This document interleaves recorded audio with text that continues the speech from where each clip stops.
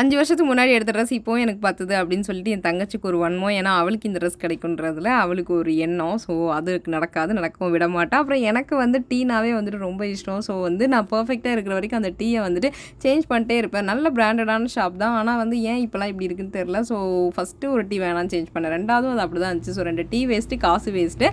ஆனாலும் இன்னொரு நல்ல கடையா பார்த்து குடிச்சிட்டு தான் வந்தோம். அதுக்கப்புறம் வந்து பேரூர் பட்டீஸ்வரர் டெம்பிள்ல இதுக்கு முன்னாடிலாம் மொபைல் வாங்கி வைக்க மாட்டாங்க. அப்பவுமே நம்ம வந்து பெருசா ஃபோட்டோஸ், வீடியோஸ்லாம் கோவிலுக்குள்ளே எடுக்க மாட்டோம். அதுக்கப்புறம் இந்த முருகன் ஸ்டாச்சு வந்து இப்போ வச்சுருக்காங்க புதுசா. எவ்வளோ நாளைக்கு இருக்குன்னு தெரியல. கண்டிப்பாக முடிஞ்ச வரைக்கும் சீக்கிரமாக போய் நீங்களும் ஒன்ஸ் விசிட் பண்ணி பாருங்கள். ரொம்பவே அழகாக இருந்துச்சு.